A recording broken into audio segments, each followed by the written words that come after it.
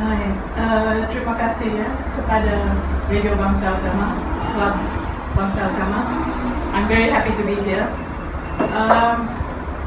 I want to ask our senior artist, Ahmad Jamal, how he feels. Of course, he's no longer with us, but I think that we would know how he would feel, and I think he illustrated that in 2003 when he sued DBKL for the damage to his sculpture.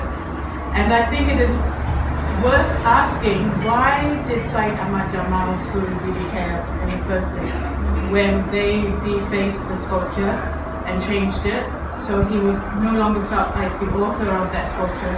Why did he sue DBKL? I'm very confident it's nothing to do with money, it's nothing to do with anger even, but I think it has everything to do with standing up for the arts and for the artists, for authorship. Pak Long mentioned the moral right of artists. Yes. I think Syed Ahmad Jamal was a pahlawan Seni in the sense that by suing DBKL, he was making a stand that I think today, now that DBKL has responded by demolishing the sculpture, us as artists need to listen to him and respond to exactly how he would have responded, which is to answer back to the institution or the authority that disrespected the art and an artist, not just any artist, an ex-director of the National Art Gallery, a lecturer at UM. He was at I can't remember the center, cultural center of UM, that's right. Won so many awards, whether it be in Australia or ASEAN awards for his art. He's not a nobody. And if he can be treated in this manner, it means that all artists and all art can be disrespected. So if you believe in the arts, it's an important issue. It's very simple. And the importance was highlighted by Dato' Syed Ahmad Jamal himself when he addressed the wrong that DBKL did in the late 1998-99 when they defaced the sculpture. So I think we can only get behind our artists, Dato' Syed Ahmad Jamal, and not just him, but all artists and all arts to fight for arts in Malaysia, and also in a way to remind DBKL that we do notice these things and these things are important to us, and that DBKL needs to engage with the arts community, whether it be Balai Seni Lukis Negara or theatre groups or writers. All of it builds up a cultural landscape in the country that describes us in every sense. And I just want to, for a moment, talk about the artwork that was destroyed. One of the problems in Malaysia is we have very little thinking and writing and the pause of considering art. We don't have that many avenues, I suppose, to look at how art is important in our society. We have them, but they're limited.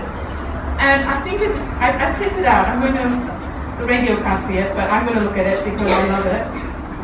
I'll show those. And it was an image going around on Facebook. I think most people saw it. Everyone saw this image, right? Yeah. And I'll describe the image. The image is a diagram drawing of Puncak Purnama, lunar peaks, which are essentially two triangular shapes.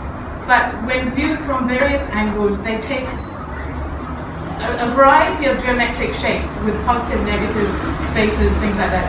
But most significantly, when the two images are looked at in a precise moment, you see a designed linear line, supposedly to catch the moon or to respect the moon or to notice the moon or to just recognize that the moon is there.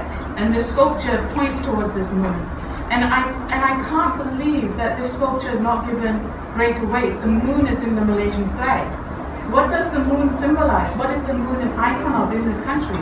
And the fact that Syed Ahmad Jamal, who was an international and an important artist, and the director of the National Art Gallery, and an arts educator, and an award winner, worked with the US Embassy and Wisma Putra to get permission from the suppliers of NASA who produced a certain material for an ideological idea.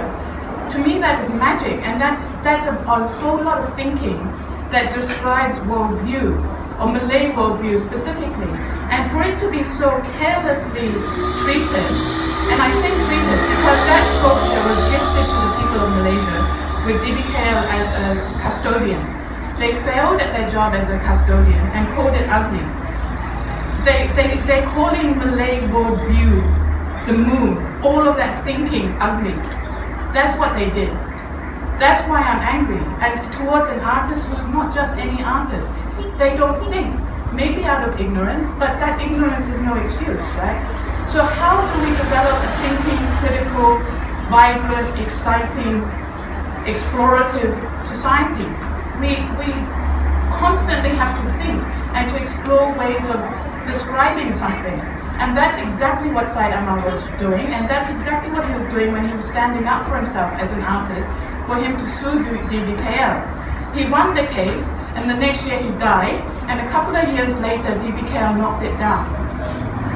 So I think that there really isn't an option. Artists need to go to the street on Tuesday, this coming Tuesday, 2 o'clock from Sogo, including people that believe in a thinking society, people that believe that we need to explore our landscape in all its forms, to how we describe ourselves, and how our cities need to become more livable in the sense that they include the intellect of a society. And that's a role that artistry has, whether it is theatre, writing, or the visual arts, be it a painting or a sculpture. So a thinking society needs to stand up for a thinking society. So it is that important. And it should not be belittled as just a thing. It's representative of so much more to me. Yeah.